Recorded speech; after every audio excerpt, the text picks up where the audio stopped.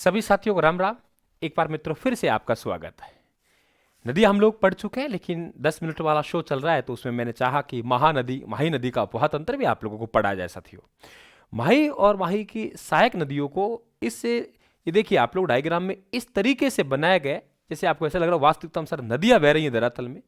2 minute का समय लूंगा, पूरी एकदम क्लियर। आप 2 घंटे पढ़ेंगे तो माही नदी का अपवाह तंत्र कवर नहीं होगा, और मैं मात्र 2 मिनट में देखना आप लोग किस तरीके से इसको कवर करता हूं। साथियों, आप सभी का मन चाहता हूं, आप सभी का राजस्थान पर स्वागत करता हूं, तहे दिल से स्वागत है आपका। देखिए यहां हम लोग बात करते हैं साथियों कि आप लोगों के ये जो आप लोगों को दिखाई दे रहा है, ये यहां मेहत झील है मध्य प्रदेश में।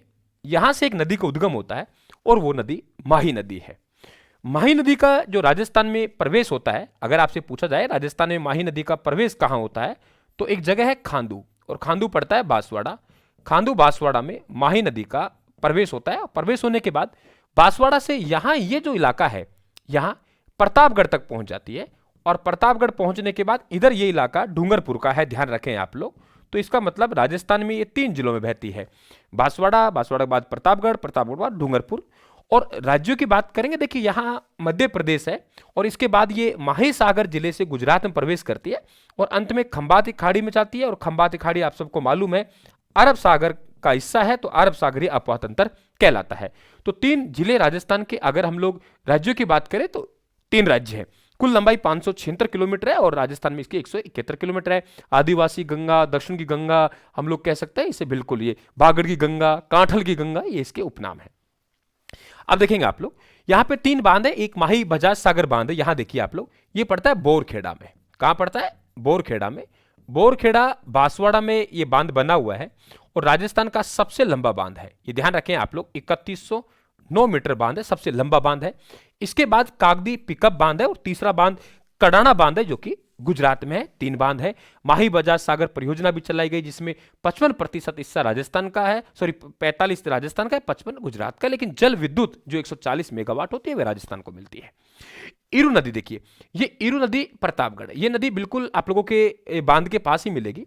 सबसे पहले मिलने वाली ईरू नदी है। ईरू नदी प्रतापगढ़ से उद्गम होता है, यहां जाके माही में मिल जाती है। इधर बात करें जाखम, जाखम नदी का उद्गम भंवर माता की पहाड़ियां हैं, वहां से इस नदी का उद्गम होता है प्रतापगढ़ से। और यहां देखिए जाखम बांध इस नदी के किनारे है, और आपको मालूम है 81 मीटर राजस्थान का सबसे ऊंचा बांध है। उल्टा करके 18 कर देंगे, चूलिया जलप्रपात की ऊंचाई आ जाएगी। एक नागरिया बांध भी यहां बना हुआ है। इधर आएंगे, इधर से सोम नदी, बीछा मिड़ा की पहाड़ियां, बावलवाड़ा के जंगल है, वहां से इस नदी का उद्गम होता है। उद्गम होने के बाद ये देखिए यहां आपके उदयपुर तो है, उदयपुर से ये सलुम्बर आती है, आजकल सलुम्बर जिला भी इसमें आएगा। और इसके बाद डूंगरपुर में वैनेश्वर धाम, यहां गलियाकोट में माही मिल जाती है, थोड़ा पहले जाखम मिल जाती है। तो सोम माही जाखम का यहां त्रिवेणी संगम बनता है, माघ माह की पूर्णिमा को मेला लगता है। बेसिक मतलब एक पूरी नदी नहीं खोल रहे हम लोग, काम की बात कर रहे हैं साथियों। इसके बाद यहां देखिए सोम कागदर परियोजना उदयपुर में है, ये सोम नदी किनारे है।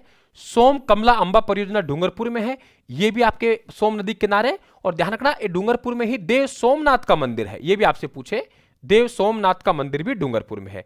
तो इंपॉर्टेंट, सोम कागदर उदयपुर में, सोम कमला अंबा डूंगरपुर में, और सोमनाथ का मंदिर डूंगरपुर में। और ध्यान रखना सोम नदी सलुम्बर से गुजरेगी। मोरेल नदी देखिए डूंगरपुर से ही, ये मोरेन है, मोरेल नहीं है, ये ध्यान रखना। मोरेल नदी अलग चीज है, ठीक है, मोरेल नदी अलग है, ठीक है। तो यहां मोरेल नदी डूंगरपुर से उद्गम है, और इधर से डूंगरपुर में ही अपना जल किस में डाल देती है? माही में डाल देती है। ये देखिए बहादुर नदी कांगुआ गांव डूंगरपुर से उद्गम है, लेकिन अपना जल गुजरात में माही में लेकर डाल रही है, ये ध्यान रखें आप लोग। ये उद्गम राजस्थान से हो रहा है, लेकिन माही में कहां जाकर डाल रही है जल? गुजरात में जाकर डाल रही है, ये भी ध्यान रखें आप लोग। क्लियर? बहुत अच्छा क्वेश्चन बनेगा। माही की वो सहायक नदी जिसका उद्गम राजस्थान से, अपना जल गुजरात में जाके माही में डालती है, तो बहादुर नदी है, ठीक है।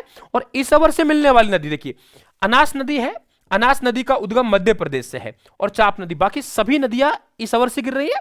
ईसवर से गिरने वाली 2 ही नदी देख रहे हैं आप लोग, एक नदी अनास है और एक नदी चाप नदी है। अनास नदी का उद्गम मध्य प्रदेश से ही है, आमेरा की पहाड़ियां। और अनास की एक सहायक है अरहण नदी, ध्यान रखना कौन सी नदी है? अरहण नदी। कौन सी नदी है भाई? अरहण नदी है। अरहण नदी अनास की सहायक है। अरहण नदी किसकी सहायक है? अनास की सहायक है, ध्यान रखें आप लोग। अरहण नदी किसकी सहायक है? अनास की सहायक है, ये ध्यान रखेंगे आप लोग, ये ध्यान रखें। बाकी आप लोगों के नीचे से ये ध्यान रखें, चाप नदी का उद्गम देखो कालिंद्रा की पहाड़ियां बांसवाड़ा से हो रहा है, और बांसवाड़ा से इधर से कहाँ डालती है? माही में। तो अनास और चाप नदी माही की इधर से जल डालती है, बाकी सभी इधर से जल डालती है। ये भी आप लोग ध्यान रखेंगे। क्लियर भाई? और ये ध्यान रखें, अनास की हरण सहायक नदी है। अब देखिए अगर आप लोग बात करेंगे तो मेरे हिसाब से 5 मिनट का समय हुआ है, लेकिन माही नदी का अपवाह तंत्र हमने पूरी तरीके से समझ लिया है, जान लिया है। यही होता है साथियों, यही कला होती है एक टीचर की, बहुत कम समय में अच्छे अंक आप लोगों को दिलवाएगा तो वे राजस्थान है। राजस्थान जीके में आप राजस्थान को पकड़ लीजिए, चाहे यूट्यूब क्लास हो, चाहे ऐप पे कोर्स हो, चाहे आप लोगों को ये हो साथियों। ये ध्यान रखें, आप लोग नोट्स राजस्थान के जरूर मंगवाएं। आप लोग सभी से निवेदन है, नोट्स जरूर मंगवाएं। क्लास को अधिक से अधिक शेयर करेंगे और बिल्कुल हमारे साथ लगातार बने रहेंगे आप लोग सीरीज में। बहुत आनंदित आएगा आप लोगों को।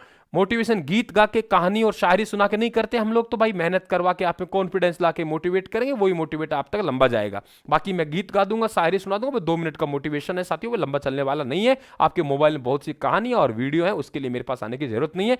सिलेक्शन का जड़ है, सिलेक्शन का गढ़ है, ध्यान रखना आप लोग, और सिलेक्शन की जड़ें हैं लंबी लंबी। बिल्कुल आप लोग साथियों जुड़िए। धन्यवाद, राम राम साहब। अगले में फिर बात करेंगे अपन लोग चंबल की।